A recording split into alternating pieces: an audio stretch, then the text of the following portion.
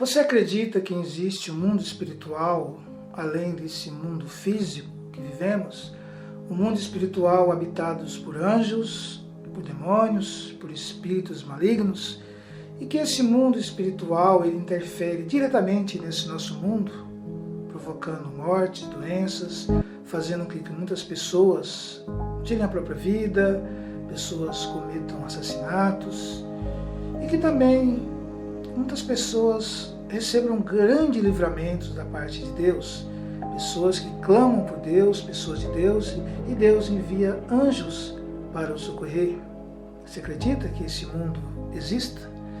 Se você acredita, meus parabéns, porque esse mundo ele é real, ele existe e ele é mencionado na Bíblia, tanto no Antigo como no Novo Testamento.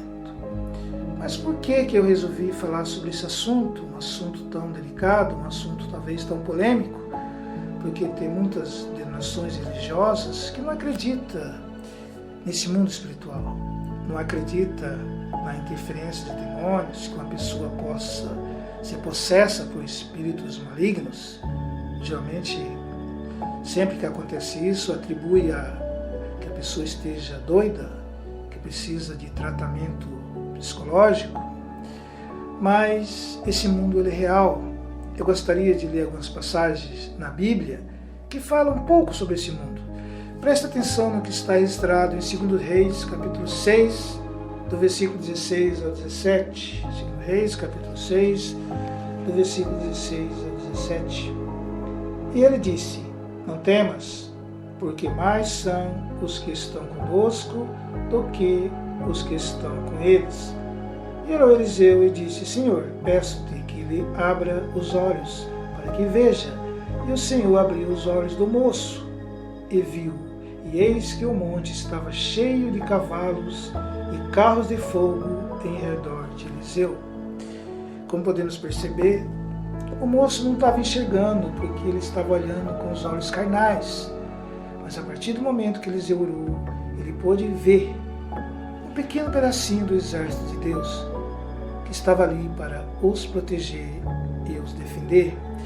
Eu gostaria também que você acompanhasse comigo a leitura do que está registrado em Atos dos Apóstolos, capítulo 12, do versículo 5 ao 12, que é muito interessante essa parte, onde Pedro é libertado por um anjo do Senhor.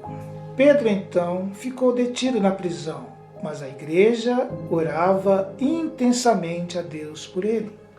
Na noite anterior ao dia em que Herodes iria submetê-lo a julgamento, Pedro estava dormindo entre 2 soldados, preso com 2 algemas, e sentinelas montavam guarda à entrada do cárcere.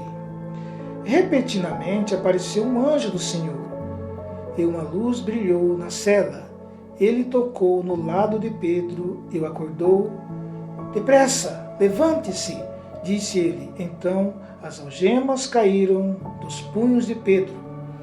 O anjo lhe disse: vista-se e calce as sandálias. E Pedro assim fez.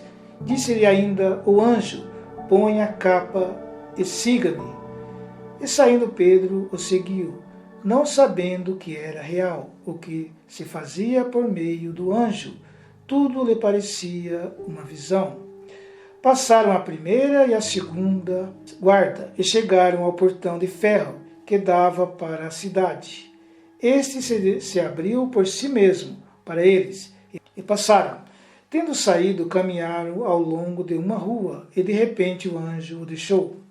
Então Pedro caiu em si e disse: agora sei, sem nenhuma dúvida, que o Senhor enviou o seu anjo e me libertou das mãos de Herodes e de tudo que o povo judeu esperava. Interessante essa passagem, que a igreja estava orando por Deus, para que Deus tomasse providência, para que Deus interagisse, para que Deus intervisse.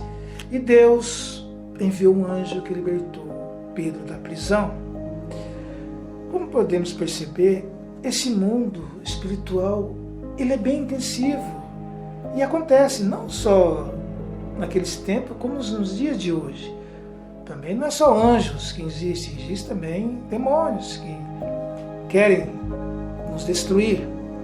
gostaria de ler outra passagem que está registrada no livro de Marcos, capítulo 5, do versículo 2 ao 9, que vocês vão ver a ação de um demônio.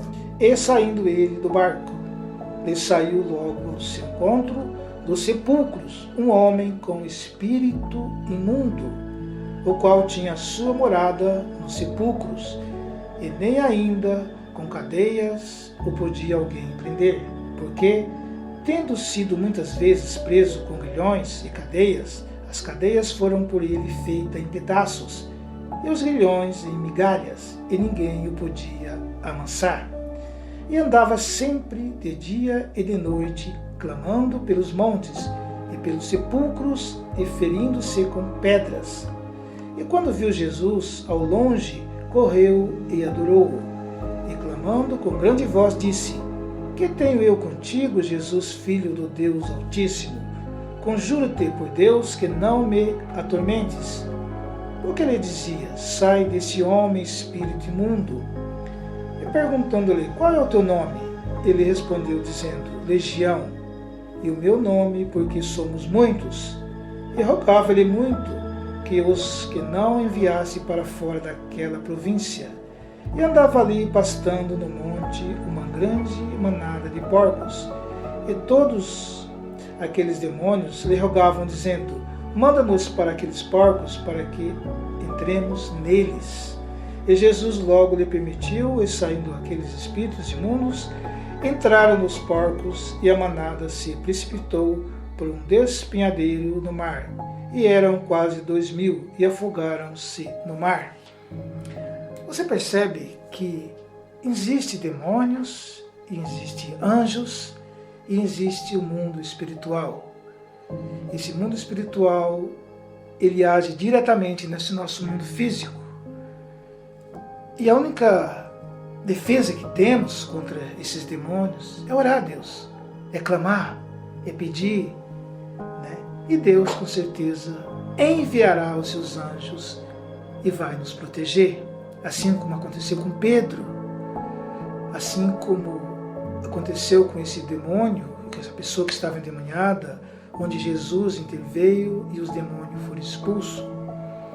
Tem outras partes da Bíblia que fala que muitos demônios só saem com jejum e oração. Jejum e oração.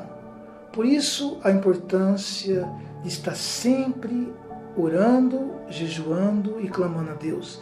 E nesses momentos difíceis, nesses momentos mais terríveis, clamar pelo nome de Deus, pelo nome de Jesus Cristo, pedir que Ele envie os seus anjos para nos proteger. Né? Acredite, existe um mundo espiritual. Né? Fiquem todos com Deus. Né? Essa é a minha mensagem que eu tenho para hoje. Que você possa acreditar que existe um mundo espiritual, que ele é real.